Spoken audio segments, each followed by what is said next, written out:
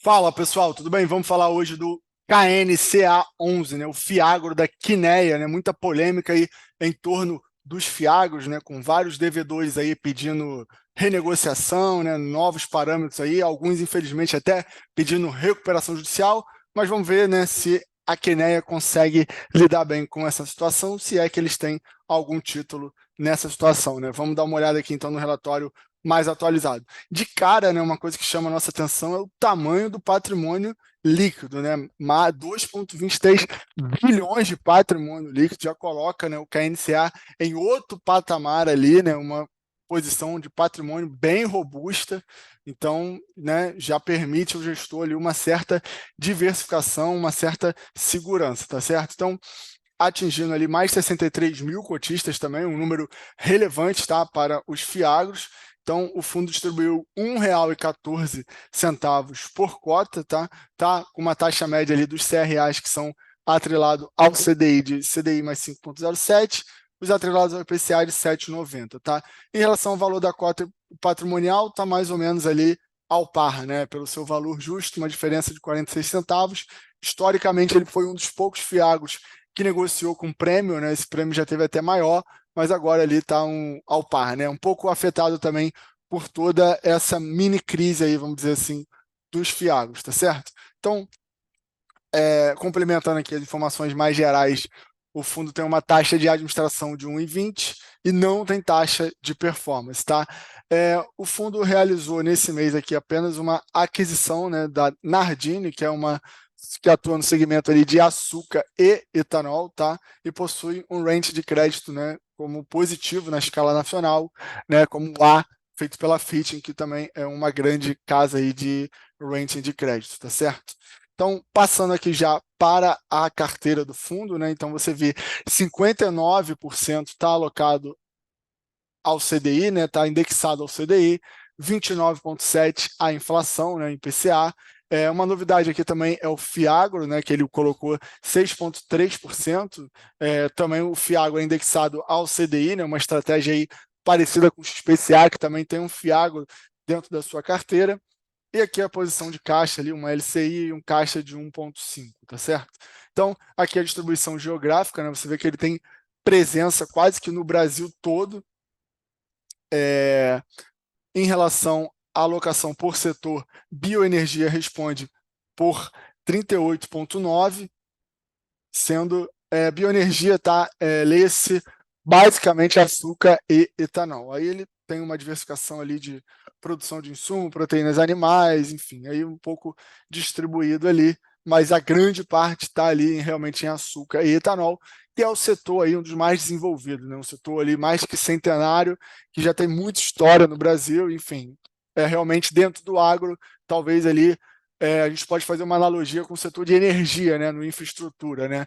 Energia, né, conta já com um robusto arcabouço legal, jurídico, já tem história, então naturalmente energia vai ter um peso grande nos FIINFRAs e açúcar e etanol vai ter um peso grande nos FIAGros, tá certo? Isso aqui é a divisão por indexador, a gente já viu, né, o fundo aqui negociou, né, historicamente aqui bem acima do seu valor patrimonial, tá? Recentemente até estava negociando abaixo, mas terminou aqui mais ou menos ao par, como eu falei, sendo afetado aí por todas essas notícias negativas, né? Todos esses ruídos.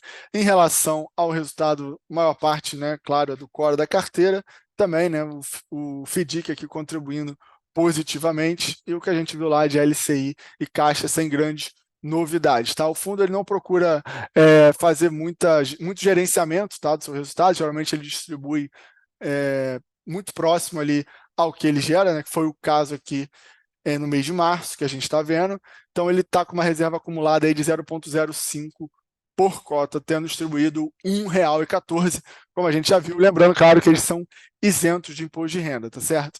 Então, aqui em relação ao rendimento mensal, né, você teria ali com uma cota média de ingresso a 101,28, equivalente a uma taxa de 135% do DI, se você fizer o cross-up, que é aplicar ali o imposto mínimo do imposto de renda, seria equivalente ali a 1,59% do CDI, só para você ter uma noção, tá? E aqui a tabela de sensibilidade, tá?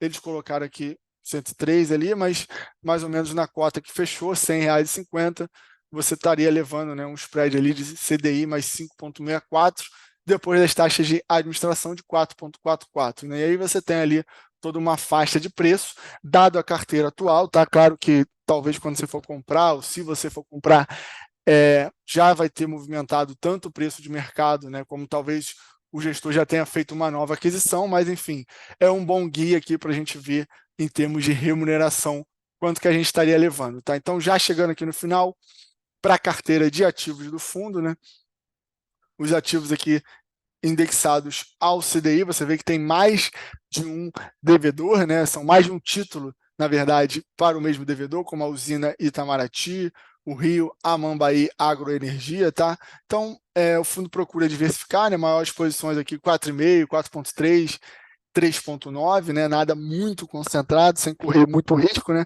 Até pelo tamanho, né, do patrimônio líquido do fundo. Fica até difícil diversificar mais com esse patrimônio, dado que o mercado de agro ele é desenvolvido, mas ainda está, né, em fase de desenvolvimento, tá certo? Aqui a parte do IPCA também respeita mais ou menos a mesma diversificação, né, maior posição 4,7, 3,9, enfim. Tem nomes aí, alguns nomes bastante conhecidos, né, como Raizen, Minerva, BRF, Klabin, enfim, né, a aquisição aqui da Nardini, tem nomes aí conhecidos, a parte de FDIC, né, uma parte de 6,3% da carteira, que ele colocou ali dentro, né, provavelmente também para dar uma certa utilização do patrimônio. Ele recentemente passou por uma aquisição, e aqui ele vai dar maiores detalhes aqui, né, dos devedores que estão por trás. A gente pode falar rapidamente, né, do Nardini aqui, que é uma operação que a gente já viu, né, de açúcar e etanol, Range AAA, tá? O vencimento em abril de 28, tem usinas ali na cidade de São Paulo e Goiás, e aqui ele diz ele que apresenta um bom histórico aqui de geração de fluxo de caixa livre e capacidade de desalavancagem. A operação conta com covenants financeiros medidos anualmente, tá certo? Então, por hoje era isso, pessoal. Espero que vocês tenham gostado.